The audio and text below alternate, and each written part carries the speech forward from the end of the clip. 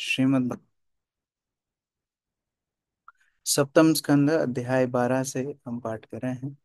नारद मुनि युधिष्ठिर महाराज को वर्णाश्रम स्थिति का वर्णन कर रहे हैं।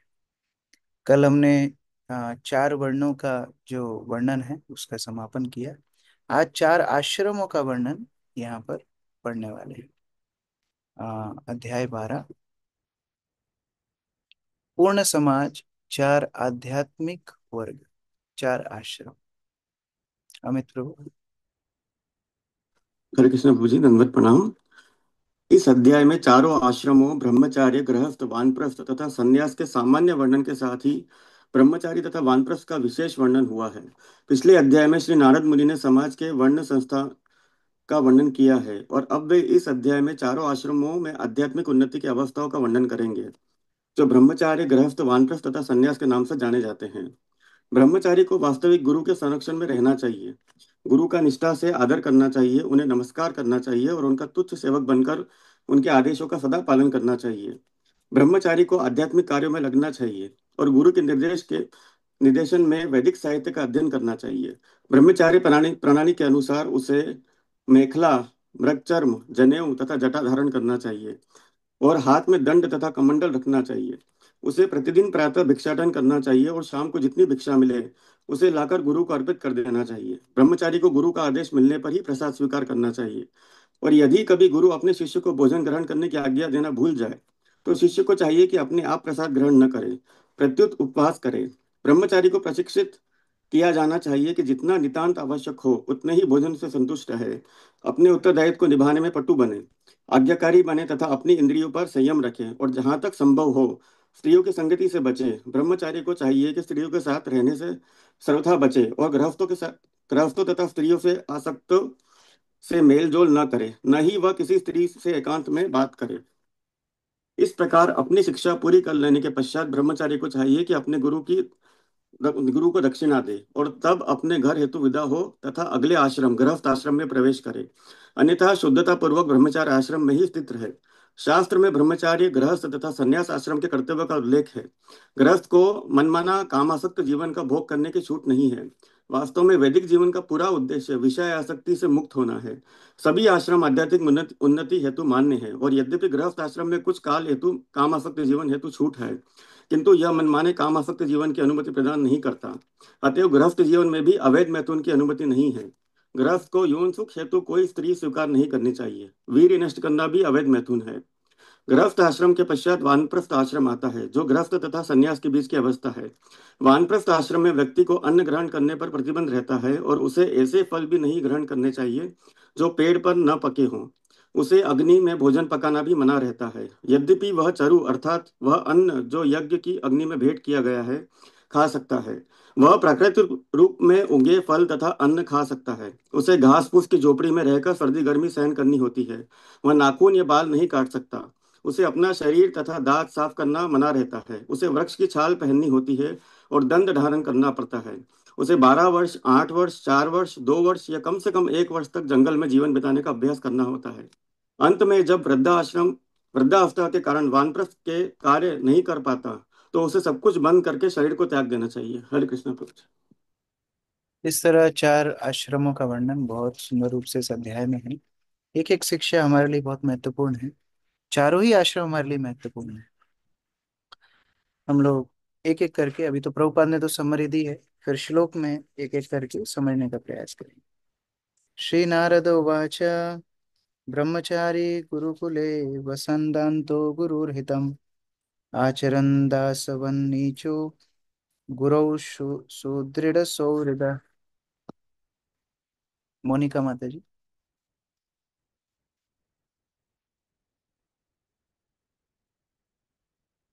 राजू। नारद मुनि ने कहा, विद्यार्थियों को चाहिए कि अपनी इंद्रियों पर पूर्ण संयम रखने का अभ्यास करे। उन्हें उसे विनित होना चाहिए और गुरु के साथ दृष्टि के परिवर्तित रखना चाहिए। ब्रह्मचारियों को चाहिए कि वह महान व्रत लेकर गुरुकुल में केवल अपने गुरु के लाभ हेतु ही रहे। तो ये ब्रह्मचारी के लिए एक्चुअली ये मिशन स्टेटमेंट है, किस तरह ब्रह्मचारी का जीवन होना चाहिए। ब्रह्मचारी गुरुकुल, गुरु के आश्रम में रहने वाला ब्रह्मचारी के क्या कर्तव्य है। वसन दांतो गुरुर हितम, वो रहता है किसके लिए, गुरु के हित के लिए। और दांतो कल भी भागवत क्लास में प्रेम भक्ति प्रभु बता रहे थे। दांत अर्थात सर्वप्रथम उसकी इंद्रियों के ऊपर उसका संयम होना चाहिए। इंद्रियों के ऊपर संयम नहीं होगा तो वो गुरु की संगति का लाभ नहीं उठा पाएगा। और गुरु के हित के लिए वो गुरु के आश्रम में रहता है, खुद के हित के लिए नहीं। गुरु की कैसे सेवा कर सकता है, गुरु को कैसे प्रसन्न कर सकता है, यही ब्रह्मचारी के जीवन का लक्ष्य है। आचरण दासवन नीचो, और बहुत दासवन मतलब दासवत, अपने आप को एक बड़ा तुच्छ दास समझ करके गुरु की सेवा करता है। और सुदृढ़ सौहृद, गुरु के निर्देश के लिए सुदृढ़ भी है, और सौहृद गुरु के प्रति उनका मित्रता का भाव बोल सकते हैं, या ममता बोल सकते हैं, आसक्ति बोल सकते हैं। क्योंकि आसक्ति छोड़ के गुरु की सेवा नहीं हो सकती।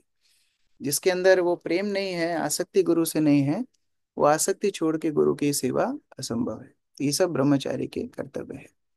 अभी यद्यपि ये ब्रह्मचारी के कर्तव्य यहाँ पर उल्लेखित है, लेकिन हर भक्त को हृदय से ब्रह्मचारी भाव होना चाहिए। क्योंकि हम भी गुरु के कुल में ही रह रहे हैं, इस्कॉन में रह रहे हैं, ये गुरु का आश्रम है। तो इसमें हमारा भाव भी ये होना चाहिए, चाहे ड्रेस कुछ भी हो, सैफरन हो, वाइट हो, काला हो, पीला हो, जो भी हो, लेकिन भाव ब्रह्मचारी का होना चाहिए कि मैं गुरु के हित के लिए गुरु के कुल में हूँ, गुरु की सेवा ही मेरे जीवन का लक्ष्य है, मैं दास हूँ, मैं नीच हूँ। और गुरु के प्रति ममता, प्रेम मेरे अंदर जागृत हो, ये भाव हर भक्त के अंदर होना चाहिए। 2019 में मुझे स्मरण है, गुरु महाराज ने लेक्चर में बोला था कि किस तरह अपना जीवन आप कृष्ण को अर्पित करो। तो बहुत सारे गृहस्थ बेचारे परेशान हो गए थे। उस दिन बहुत सारे लेटर गुरु महाराज को आए, कुछ हस्तलिखित, कुछ ईमेल। गुरु महाराज सुबह लेक्चर दे के रूम में गए, बहुत सारे लेटर्स आए। गुरु महाराज गृहस्थ भक्त बोल रहे थे, गुरु महाराज अब हम क्या करें, हम तो शादी कर लिए, हम आपकी सेवा कैसे करेंगे, हम अपना जीवन कैसे अर्पित करेंगे। तो गुरु महाराज अगले सेशन में फिर बताते हैं, अरे जीवन अर्पित करने का मतलब केवल आश्रम में रहना ही नहीं है, आप जिस स्थिति में हो उस स्थिति में गुरु के लिए अपना जीवन अर्पित कर सकते हो। तो ये मुख्य भाव अर्पित करना है। तो ये भाव भले ही कोई भी बाहर से कोई भी वेशभूषा हो, अंदर से भाव ब्रह्मचारी का होना चाहिए। सायं प्रातः उपासिता गुरुरग्नि अर्क सुरोत्तमान, संधे उभे च यत् वाक जपन ब्रह्म समाहिता। नीतू माता जी।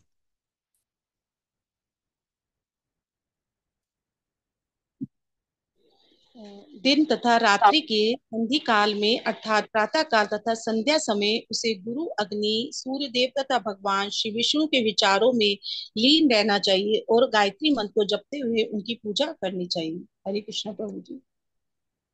तो इसमें ब्रह्मचारी को अपनी चेतना को भगवान में, भगवान के प्रतिनिधियों में स्थित करना बड़ा आवश्यक है। क्योंकि अगर चेतना उच्च स्तर पे नहीं रहेगी तो विषय वस्तुओं में जाएगी। इसलिए चेतना को कहाँ लगाना है, भगवान के चरण कमलों में, गुरु के चरण कमलों में लगाना अति आवश्यक है। यहाँ पर सूर्य और अग्नि का बताया है, क्योंकि प्रथम गायत्री में सूर्य का ध्यान भी होता है। तो उस प्रकार से गुरु का ध्यान, भगवान की शक्ति स्वरूप सूर्य का ध्यान, और भगवान के चरण कमलों का ध्यान संध्या वंदन के रूप में ब्रह्मचारी करते हैं। इससे वो अपने आप को स्मरण दिलाते हैं कि मेरे जीवन का उद्देश्य, मेरी चेतना का उद्देश्य उनके चरण कमलों पे ध्यान है, ना कि सांसारिक विषयों पर। जैसे श्री श्रीमद गोपाल कृष्ण गोस्वामी महाराज का उदाहरण आता है, वो जब संध्या वंदन करते थे तो आधा आधा घंटा उनको लगता था, कभी ज्यादा भी लगता था। क्योंकि वो संध्या गायत्री के साथ गुरु का स्मरण करते, गुरु अष्टकम इत्यादि पाठ करते थे। इससे ये स्मरण रहे कि हम गुरु के उद्देश्य से अपना जीवन जी रहे हैं, बहुत आवश्यक है। छंदांसि अधीयिता गुरु आहु आहुतश्चेत सुयंत्रितः, उपक्रमे वसाने च चरणौ शिरसा नमेत। धर्मपाल प्रभु।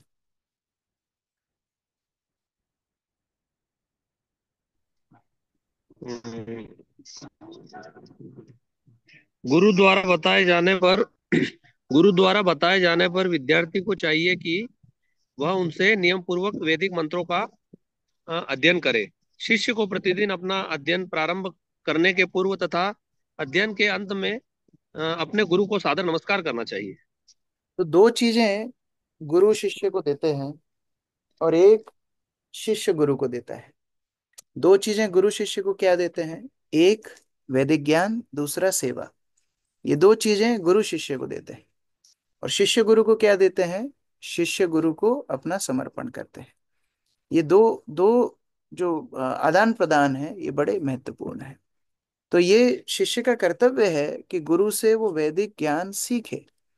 अन्यथा दीक्षा लेने का या गुरु को स्वीकार करने का कोई अर्थ ही नहीं निकलता। शिक्षा लेना बहुत महत्वपूर्ण है। इसलिए भक्तों को धीरे धीरे अपना जीवन शैली ऐसी बितानी चाहिए कि प्रभुपाद की पुस्तकों का गहन अध्ययन कर सके। अभी श्री श्रीमद लोकनाथ स्वामी महाराज आए थे, तो वो बोल रहे थे कि अभी मेरे जीवन के इस पड़ाव पर मैं रोज 4 से 5 घंटा प्रभुपाद की पुस्तक पढ़ना चाहता हूँ। तो इतने व्यस्तता में वो 4 से 5 घंटा निकाल रहे हैं प्रभुपाद की पुस्तक पढ़ने के लिए। तो ये शिष्य का कर्तव्य है, गुरु से वैदिक ज्ञान स्वीकार करे। और वैदिक ज्ञान अध्ययन करने के पूर्व और अध्ययन के बाद गुरु को नमस्कार करना चाहिए, क्योंकि वो वैदिक ज्ञान हृदय में जाएगा ही गुरु की कृपा से। हम अध्ययन से ज्ञान प्राप्त नहीं कर रहे हैं, अध्ययन से हम प्रभुपाद की संगति कर रहे हैं। और प्रभुपाद की जितनी संगति करेंगे, उनकी कृपा से दिव्य ज्ञान हृदय में प्रकाशित होगा। इसलिए हर इस्कॉन के भक्त के पास प्रभुपाद की पुस्तकें होना चाहिए, और होने से ज्यादा महत्वपूर्ण उनका अध्ययन करना चाहिए। श्लोक संख्या 4। मेखलाजिन वासांसि जटदण्डकमण्डलुं बिभ्रद् यद् उपवीतं च दर्भपाणिर्यथोदितम्। मानसी राधा माता जी। ब्रह्मचारी को मंजू की पेटी तथा मृगछाले का वस्त्र पहनना चाहिए। उसे शास्त्रोक्त विधि से जटा रखना चाहिए, दंड धारण करना चाहिए, कमंडल लेना चाहिए और उपवीत धारण करना चाहिए। अभी ये सारी चीजें हो सकता है जटा रखना या खाल पहन करके घूमना अभी संभव ना हो, लेकिन इसका मुख्य उद्देश्य क्या है?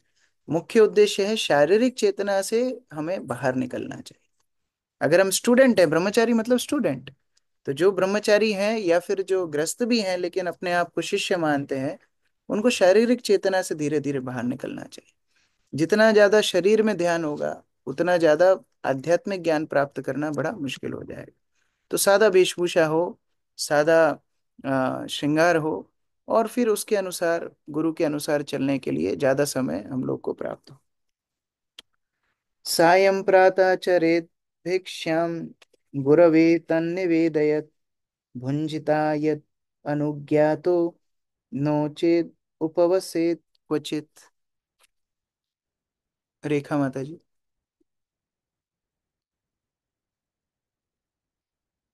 ब्रह्मचारी को सुबह शाम भिक्षा मांगने के लिए बाहर जाना चाहिए और जो कुछ भी भिक्षा में मिले उसे लाकर गुरु को दे दे। वह तभी भोजन करे जब गुरु उसे भोजन करने का आदेश दे। अन्यथा यदि कभी गुरु आदेश ना दे तो वह कभी कभी उपवास करे। हरे कृष्ण। तो ये भिक्षा मांगना भी शिष्य के लिए अति आवश्यक है। भिक्षा मांगने से दो चीजें होती हैं। एक, हमारी विनम्रता के लिए भिक्षा मांगना आवश्यक है। बहुत चीजों का हमको अहंकार है, बहुत सम्मान हमको मिलता है, लोग प्रणाम करते हैं, मालाएं पहनाते हैं, प्रभु बुलाते हैं, लेकिन जब भिक्षा करने जाते हैं तो ये विनम्र हमको ये सेवा बनाती है। दूसरा, जब हम किसी से भिक्षा लेते हैं तो उस व्यक्ति को हम प्रभुपाद की सेवा में लगा रहे हैं। तो ये प्रचार के लिए भिक्षा मांगना आवश्यक है। लेकिन अब आधुनिक संसार में भिक्षा को भीख माना जाता है, उसको सम्मानित व्यक्ति। भीख और भिक्षा में बहुत अंतर है। जब गुरु का प्रतिनिधित्व करने के साथ, गुरु का प्रतिनिधित्व करते हुए ब्रह्मचारी भिक्षा मांगा करते थे, तो भिक्षा देने वाले उन ब्रह्मचारियों के व्यक्तित्व में गुरु का दर्शन करते थे, कि जैसे मानो गुरु ही साक्षात हमारे घर पे आ गए, और उनकी सेवा के माध्यम से गुरु की सेवा करते थे। तो भिक्षा अपने आप में बहुत श्रेष्ठ कार्य होता था। हम लोग पिछले अध्याय में पढ़े भी, भिक्षा कौन कर सकता है? जो योग्य है वही भिक्षा कर सकता है।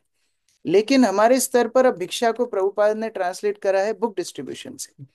तो बुक डिस्ट्रीब्यूशन हमारी भिक्षा है। तो अगर हमें वास्तव में, यहाँ पर लिखा है सुबह शाम भिक्षा मांगने जाना चाहिए। तो सुबह शाम क्या करना चाहिए? बुक डिस्ट्रीब्यूशन करना चाहिए। जितना यथा योग्य संभव हो, सुबह शाम नहीं भी हो तो जब जब संभव हो बुक डिस्ट्रीब्यूशन करने का प्रयास करना चाहिए। ये हमारी भिक्षा है प्रभुपाद के चरणों में। दूसरा है, भोजन करना तभी ब्रह्मचारी के लिए उपयुक्त है जब गुरु ने आदेश दिया हो। हमने ये देखा भी, जब हम गुरु महाराज की सेवा करते थे तो हम सीतानाथ प्रभु के साथ सेवा करते थे, तो जब तक गुरु महाराज नहीं बोलते थे प्रसाद लो, तब तक वो प्रसाद नहीं लेते थे।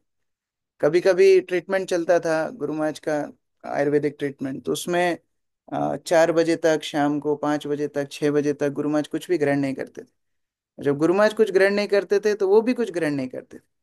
फिर बाद में जब गुरु महाराज प्रसाद लेते थे, उसके बाद पूछते थे तुम लोगों ने प्रसाद लिया? तो हम लोग शांत रहते थे। फिर गुरु महाराज बोलते थे जाओ प्रसाद। तो ये शिष्टाचार है। जैसे हम रामायण में देखते हैं, लक्ष्मण, भगवान राम उनके हाथ में फल देते हैं, लेकिन बोलते नहीं है इसको खाओ, तो वो फल हाथ में ही रखते हैं। तो ये अभी हमारे लिए नकल करने की आवश्यकता नहीं है। ऐसा नहीं है कि अभी मंदिर में प्रसाद दिया तो दोने में दिया, अभी ले लिया, अभी बोला ही नहीं खाओ तो हम बैठे ही है, ऐसा नहीं है। लेकिन शिष्टाचार समझना चाहिए कि किस तरह गुरु के प्रति सम्मान भाव होना चाहिए, कि गुरु की उपस्थिति में उनके आदेश के लिए, उनके संगति के लिए शिष्य कितना सचेत होता है। ये सारी स्पिरिट लेना है। ये सारे जो श्लोक हैं उनका अनुकरण नहीं, लेकिन उनकी भावना को समझते हुए वो सम्मान भाव समझना है कि शिष्य गुरु को कितना सम्मान करते हैं। सुशीलो में तो भोग दक्षा, श्रद्धा श्रद्धाधानो जितेंद्रिय, यावत अर्थम व्यवहरेत स्त्रीषु स्त्री निर्जितेषु च। हंसराज।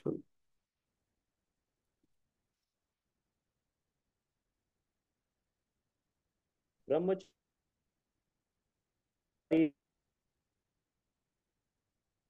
न आपका इंटरनेट उतना स्ट्रांग नहीं। खाने न संगना यामिनी माता चाहिए जी बोलिए। सदैव ब्रह्मचारी को सदाचारी तथा भद्र होना चाहिए। उसे न तो आवश्यकता से अधिक खाना चाहिए, न एकत्र करना चाहिए। उसे सदैव क्रियाशील तथा पटु होना चाहिए और गुरु तथा शास्त्रों के आदेशों में पूर्ण विश्वास रखना चाहिए। उसे अपनी इंद्रियों पर पूर्ण संयम रखते हुए स्त्रियों से या स्त्रियों के वशीभूत पुरुषों से उतनी ही संगति करनी चाहिए जितनी की आवश्यक हो।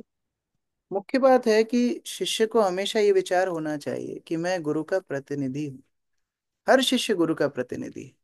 आप अच्छे कार्य करेंगे तो भी गुरु के नाम को ही आपके साथ जोड़ा जाएगा। आप बुरे काम करेंगे तो भी गुरु के नाम को आपके साथ जोड़ा जाएगा। तो शिष्य होना बड़ा जिम्मेदारी का कार्य है।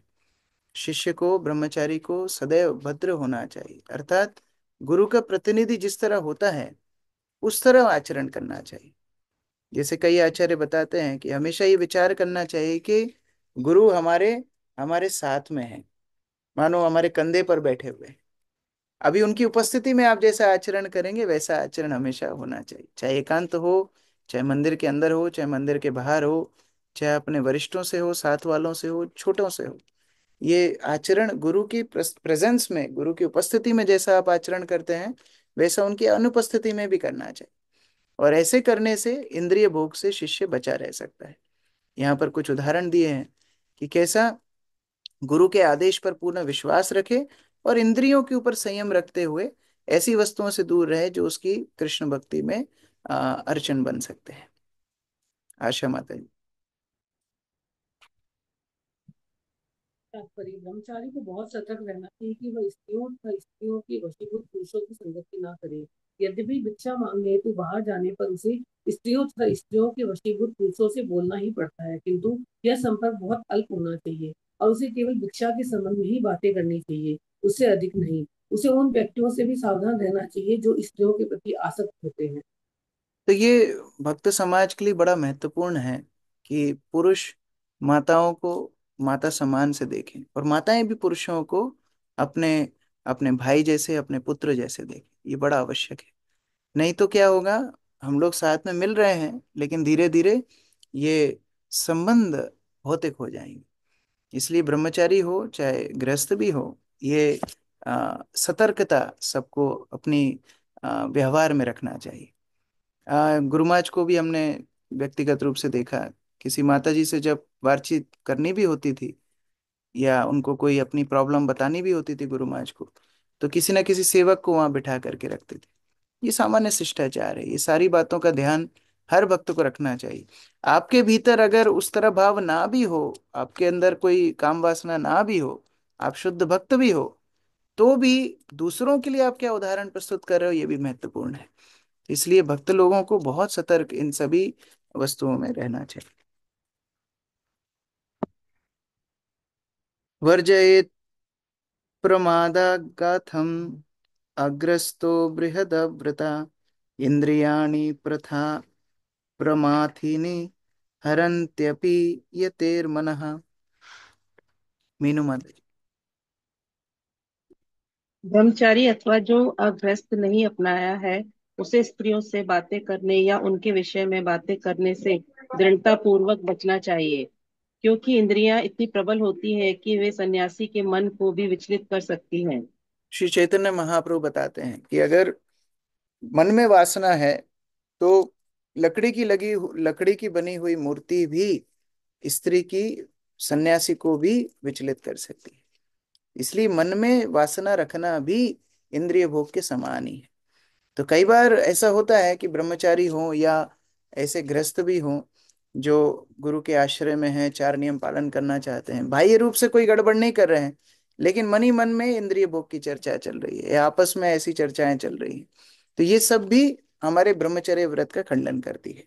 तो इसलिए ये सारी बातों का बड़ा ध्यान रखना चाहिए। विशेषता जो भगवत धाम जाने के इच्छुक हैं, ये काम वासनाओं से मुक्त होना सभी के लिए बड़ा आवश्यक है, चाहे स्त्री हो पुरुष हो जो भी हो, धीरे धीरे काम वासनाओं से मुक्त होना चाहिए।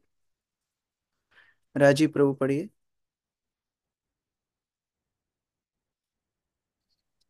तात्पर्य। ब्रह्मचर्य का अर्थ है विवाह ना करने का व्रत धारण करना तथा पूर्ण ब्रह्मचर्य बृहद व्रत रखना। ब्रह्मचारी या सन्यासी को स्त्रियों से बातें करने या स्त्री एवं पुरुष की वार्ता वाले साहित्य को पढ़ने से बचना चाहिए। स्त्रियों की संगति पर पाबंदी का आदेश आध्यात्मिक जीवन का मूल सिद्धांत है। स्त्रियों से बातें करने या उनकी संगति करने का परामर्श किसी भी वैदिक ग्रंथ में नहीं मिलता। समग्र वैदिक प्रणाली मनुष्य को विषयी जीवन से बचने की शिक्षा देती है, जिससे वह क्रमशः ब्रह्मचर्य से गृहस्थ, गृहस्थ से वानप्रस्थ और वानप्रस्थ से संन्यास की दिशा में आगे बढ़ता जाए और इस प्रकार भौतिक भोग तथा त्याग करे, जो इस भौतिक जगत के बंधन का मूल कारण है। बृहद व्रत शब्द उस व्यक्ति का सूचक है जिसने विवाह ना करने का निश्चय किया हुआ है, अथवा दूसरे शब्दों में ऐसा व्यक्ति जिसने यह व्रत लिया है कि वह आजीवन कामी जीवन में आसक्त नहीं होगा। तो ये बृहद व्रत बताया गया है, काम वासनाओं से मुक्त होना, ये बृहद व्रत बताया गया है, तो ये सभी के लिए बड़ा उपयुक्त है। आगे दो तीन श्लोक बाद नारद मुनि बोल भी रहे हैं कि ये जितने सिद्धांत मैं बता रहा हूँ वो गृहस्थों के ऊपर, सन्यासी के ऊपर एकदम उनके ऊपर भी लागू होते हैं। तो ये सारे सिद्धांत हमारे लिए बड़े आवश्यक है। केश प्रासाधनन मर्द स्न स्नपनाभ्यञ्जनाधिकं गुरुस्त्रिभिर्युवतिभिः कारयेन नात्मनो युवा। रोहित प्रभु पढ़िए। यदि गुरु पत्नी युवती हो तो युवा ब्रह्मचारी को चाहिए कि वह न तो उससे अपने बाल करवाए, न शरीर में तेल मालिश करवाए और न उसे माता तुल्य प्यार से स्नान कराने दे। तो पहले इस तरह होता था, गुरुकुल में जो गुरु रहते थे तो सामान्यतः गृहस्थ होते थे, उनकी पत्नी भी साथ में रहती थी। तो इस तरह से अगर उनकी पत्नी युवती है तो गुरुकुल में जो ब्रह्मचारी रह रहे हैं फिर उनसे बहुत ज्यादा घनिष्ठता रखना भी अलाउड नहीं था। अंकित निगम प्रभु तात्पर्य। तात्पर्य। शिष्य तथा गुरु पत्नी के मध्य माता पुत्र का सा संबंध होता है। कभी कभी माता अपने पुत्र के बाल काटती है, उसके शरीर में तेल मलती है या उसे नहलाती है। इसी प्रकार गुरु पत्नी भी माता होती है, अतः उसे भी माता तुल्य शिष्य की परवाह करनी चाहिए। किंतु यदि गुरु पत्नी युवती हो तो युवक ब्रह्मचारी को चाहिए कि ऐसे माता को अपने स्पर्श न करने दे। इसका कठोर निषेध है। माताएं सात प्रकार की हैं। आत्ममाता गुरु पत्नी ब्रह्माणी राजपत्निका धेनुर्धात्री तथा पृथ्वी सप्तेतो मातरः स्मृताः। ये माताएं हैं: जन्मदात्री माता, गुरु की पत्नी, ब्राह्मण पत्नी, राजा की पत्नी गाय दहाय तथा पृथ्वी। स्त्रियों के साथ अनावश्यक संगति वर्जित है, यहाँ तक कि अपनी माता, बहन या पुत्री के साथ भी। यही मानवीय सभ्यता है। जिस सभ्यता में मनुष्य को स्त्रियों के साथ बिना रोक टोक के मिलने मिलने दिया जाता है, वह पाश्विक सभ्यता है। कलयुग में लोग अत्यंत उदार हैं, लेकिन स्त्रियों के घुल मिलकर बातें करना वास्तव में असभ्य जीवन शैली है। तो ये 7 माताएं शास्त्र में वर्णित हैं। आत्म माता स्वयं की जन्मदात्री माता, गुरु पत्नी गुरु की पत्नी, ब्राह्मणी ब्राह्मण पत्नी, राजपत्नी राजा की पत्नी, धेनुर यानी गाय, धात्री यानी जिसने बचपन में पाला पोसा हो, और पृथ्वी, ये सप्त माताएं हैं। लेकिन फिर भी वैदिक सभ्यता में पुरुषों को महिलाओं को अलग अलग रहने का आदेश दिया गया है। हम लोग मंदिर में आते हैं दर्शन करने के लिए, कई बार सिक्योरिटी बोलता है अरे माए माता इधर आ जाइए, पुरुष इधर, तो लोग लड़ने लगते हैं। वो 5 मिनट के लिए भी अलग अलग खड़े नहीं होना चाहते।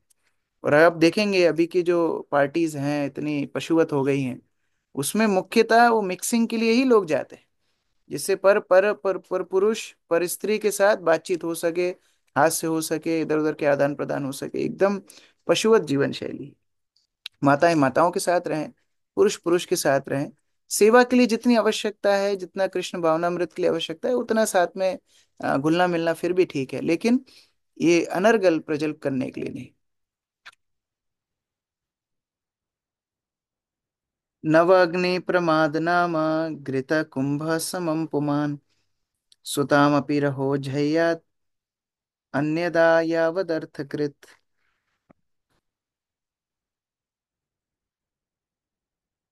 महारानी माता जी।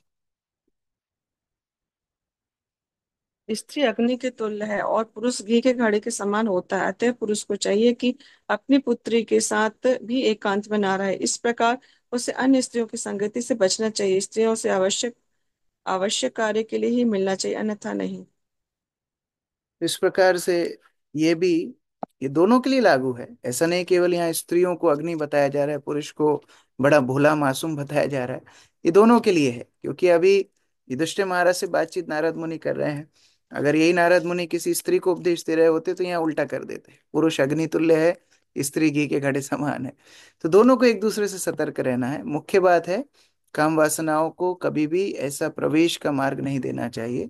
कृष्ण की गुरु के ऊपर ध्यान करके हमें जीवन में शुद्धता, पवित्रता लानी है, जिससे हम इसी जीवन में शुद्ध भक्ति प्राप्त कर पाए। श्रुति माता जी।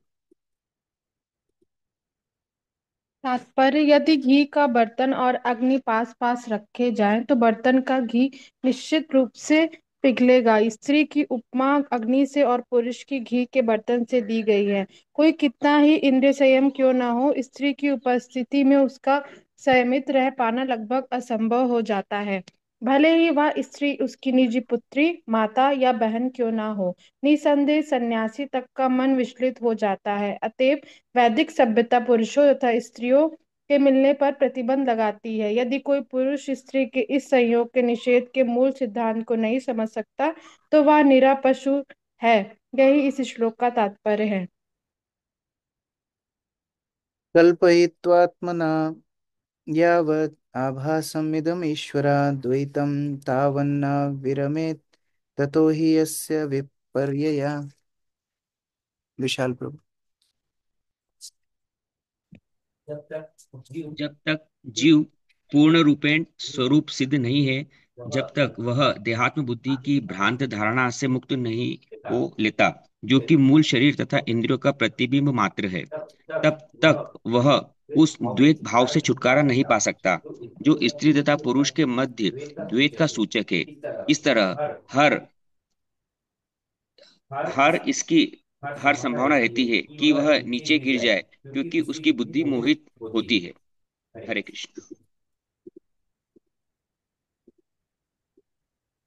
यहाँ पर सिद्धांत दिए जा रहे हैं किस प्रकार, जब तक शुद्ध भक्ति के स्तर पर व्यक्ति ना पहुंचे तब तक शारीरिक चेतना में रह करके वो भौतिक बंधन में ही रहेगा। इसीलिए पतन होने की संभावना तब तक रहती है जब तक कोई शुद्ध भक्ति के स्तर पर ना पहुंच जाए।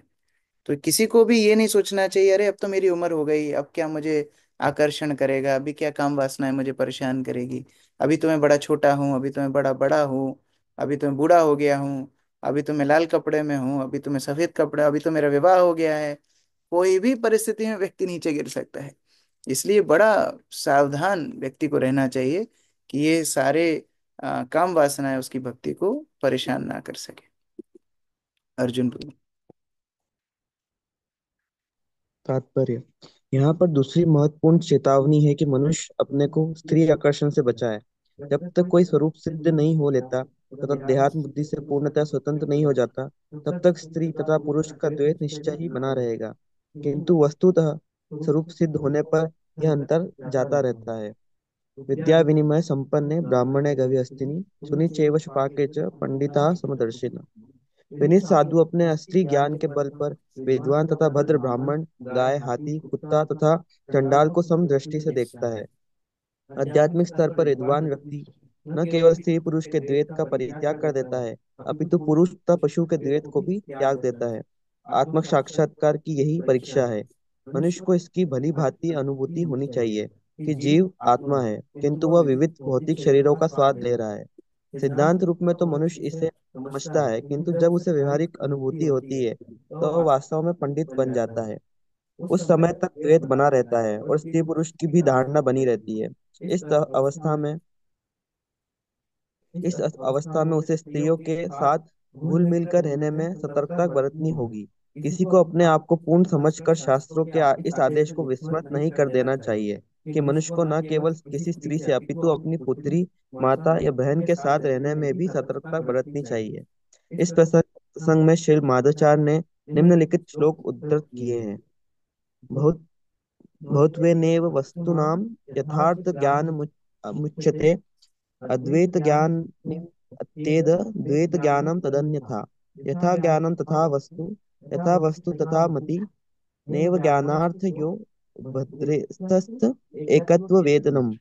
विविधता में एकता वास्तविक ज्ञान है। अतएव कृत्रिम रूप से विविधता का परित्याग अद्वैतवाद के पूर्ण ज्ञान को प्रतिबिंबित नहीं करता। श्री चैतन्य महाप्रभु ने अचिंत्य भेदाभेद दर्शन के अनुसार विविधताएं तो होती हैं, किंतु ये सब मिलकर एक इकाई का निर्माण करती है। ऐसा ज्ञान पूर्ण एकत्व का ज्ञान है। इस प्रकार यहाँ पर ब्रह्मचारियों के लिए उपदेश, और आगे गृहस्थ लोगों को भी कैसे इन उपदेशों का उसी तरह पालन करना चाहिए जैसे ऊपर दिए गए हैं। ये सारे निर्णय नारद मुनि कर रहे हैं।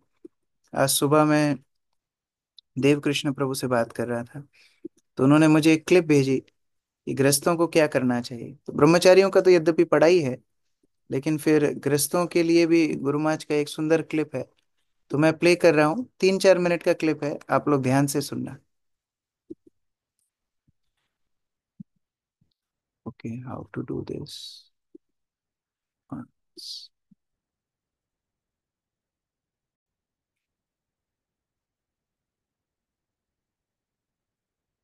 Just make your house the temple, and make the mission of your life is to serve Krishna. So you have the house, make your house into a temple. In the house there are members, your wife, your children. Consider that they are devotees of Krishna. They are not your wife or children, they are devotees of Krishna. They are parts and parcels of Krishna. Now you are the in charge of the house, so you have to earn money. So you take whatever you are doing, you consider that you are doing that to maintain the temple and maintain the devotees who are living in the temple. That is your house. And then make your children into very good devotees. When they are young, become a role model in front of them. Actually, that's another thing. Like often we see that the devotees' children don't become devotees. They don't take to Krishna consciousness seriously. And one of the reasons I found that they saw that their parents are not serious about Krishna. Although they are devotees, they are initiated, wearing kanti mala, putting tilak, going to temple, but their life is not exemplary. Therefore, they do not develop respect for Krishna consciousness. And also, as parents, when their children at their childhood, give them very nice feel of Krishna consciousness, so that they will automatically remain attracted to Krishna. You can never leave. And even if they leave, the experiences of their childhood will bring them back again. Because after all, the material nature is full of suffering. One may think, oh, I'll go to the material nature and enjoy. But the thing is, when he goes and sees that it's full of suffering, then he recalls that how sweet, how wonderful it was, the days in Krishna consciousness. So they'll come back. So it's never too late. Wherever you are, just become a devotee. Then Pratik from Surah. My question is, we lack confidence because we ourselves are so impure and not so advanced. And when we speak of principles to others, we sound hypocritical. Good point. यहाँ पर गुरु महाराज क्या बता रहे हैं कि किस तरह गृहस्थों को एक आदर्श गृहस्थ बनना चाहिए, अपने घर को ही एक मंदिर मानना चाहिए, और घर में रहने वाले सारे जितने भी मेंबर्स हैं उनको भगवान का दास मानना चाहिए। तो जब ऐसा भाव होगा तो फिर जितने भी कार्य आपके हैं वो भक्ति है। आप धन अर्जन कर रहे हो आपके मंदिर को मेंटेन करने के लिए, आपका घर एक मंदिर है, और उस मंदिर में रहने वाले भक्तों की सेवा करने के लिए। और उसमें गुरु महाराज ने बल दिया कि अपने बच्चों को एक आदर्श कृष्ण भक्ति का वातावरण देना ये गृहस्थों के लिए बहुत महत्वपूर्ण है। सामान्यतः ऐसा देखा जाता है कि भक्तों के बच्चे भक्त नहीं बनते, क्योंकि वो देखते हैं कि उनके माता पिता आदर्श जीवन नहीं, आपस में झगड़ा करते हैं, बर्तन फेंकते हैं एक दूसरे के ऊपर, तो फिर वो लोग कैसे कृष्ण भक्ति को अपनाएंगे, वो भी यही आचरण सीखेंगे। तो इसलिए भक्ति में आने के बाद माता पिता को बहुत आदर्श जीवन जीना चाहिए, जैसे एक गुरु का जीवन है। आप सोचो आपके गुरु महाराज किसी के ऊपर बर्तन फेंकते हुए दिखेंगे तो आपकी कितनी श्रद्धा बचेगी उनके ऊपर। तो उसी तरह बच्चों के लिए माता पिता गुरु तुल्य है। तो माता पिता को ऐसा गुरु जैसा आचरण करना चाहिए, आदर्श रूप से उठना बैठना, उनका बातचीत, उनका प्रेममय व्यवहार, ये सब बड़ा महत्वपूर्ण है। अगर कोई अपने घर में वैष्णव बन के रह लिया ना, वो सब जगह पास हो गया। अगर आपके घर के मेंबर आपको वैष्णव रूप से देख पा रहे हैं तो आप सक्सेस हो गए। दुनिया में तो बहुत पूजा हो रही है, बहुत बड़े आप वैष्णव हो, लेकिन घर के मेंबर्स आपको वैष्णव रूप में देख पा रहे हैं कि नहीं, ऐसा आचरण करना है। तो इस तरह से गृहस्थ लोगों के लिए बड़ी जिम्मेदारी है। और अगर ऐसा एक्सपोजर हम बचपन से बच्चों को देंगे तो अगर बच्चे बड़े होने के बाद थोड़े इधर उधर चले भी जाएं तो भी जब वो मटेरियल लाइफ के दुखों को कष्टों को देखेंगे उनको याद आएगा, नहीं कृष्ण भक्ति का वातावरण कितना अच्छा था, तो वो दोबारा से कृष्ण भक्ति में गंभीर हो जाएंगे। ये सब महत्वपूर्ण कर्तव्य हैं। यद्यपि हमने ब्रह्मचारी के बारे में जब पढ़ते हैं तो कई वक्त तो लगता है अरे क्यों लेट हो गया मैं, तो गुरुमाई लास्ट में बोले अभी डोंट वरी, अभी जो भी स्थिति में आप हैं, wherever you are become Krishna conscious. यही हमारे कृष्ण भक्ति के लिए आशा है। हरे कृष्ण। ग्रंथराज श्रीमद् भागवतम की जय, श्रील प्रभुपाद की जय। किसी का कोई प्रश्न है? प्रभु जी। यस, गौरी शंकर प्रभु। हरे कृष्ण प्रभु जी। प्रभु जी, कल की क्लास में एक आया था प्रसंग, पत्नी अगर पुण्य करती है प्रभु जी, तो क्या पति को पुण्य मिलेगा प्रभु जी? नहीं मिलेगा। पत्नी पत्नी का पुण्य उसका है, लेकिन पति का आधा पुण्य पत्नी का है। ये जिम्मेदारी पति ने ली है तो वो उसको निभानी पड़ेगी। और पत्नी का पाप आधा आपका है, ये ऑफर चल रहा है अभी। हरे कृष्णा। पत्नी कभी वैष्णव माने नहीं, वो भक्त माने नहीं, तो उसका क्या करें? हाँ, पत्नी कभी भक्ति में सहयोग नहीं करे, वैष्णव माने नहीं, तो उसका क्या करें? अगर पत्नी भक्ति में सहयोग ना करे तो और अच्छा, आपकी आसक्ति खत्म हो जाएगी और आपकी भक्ति से उनका भी उद्धार हो जाएगा।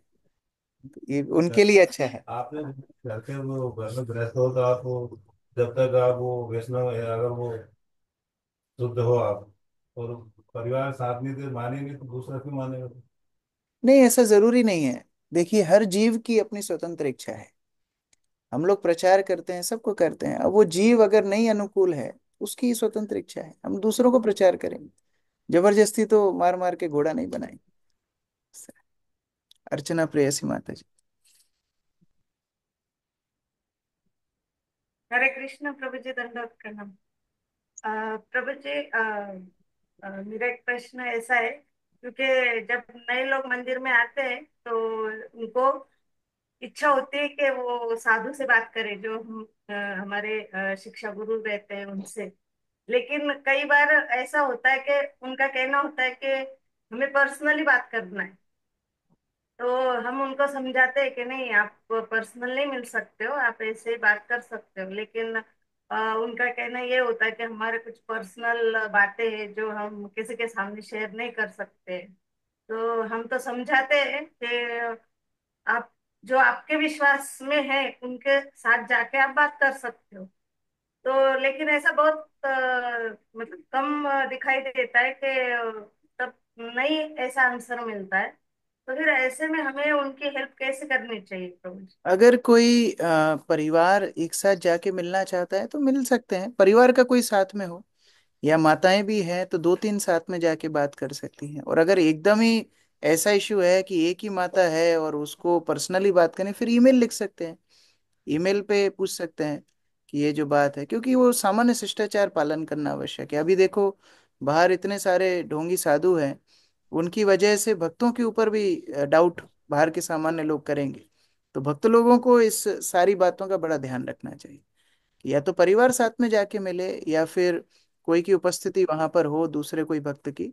या फिर अगर एकदम ही इतना पर्सनल है कि चर्चा किसी के सामने, तीसरे व्यक्ति के सामने हो ही नहीं सकती, तो ईमेल लिखा जा सकता है, व्हाट्सएप भेजा जा सकता है, टेक्नोलॉजी का इस्तेमाल किया जा सकता है, जूम पर बात की जा सकती है आमने सामने।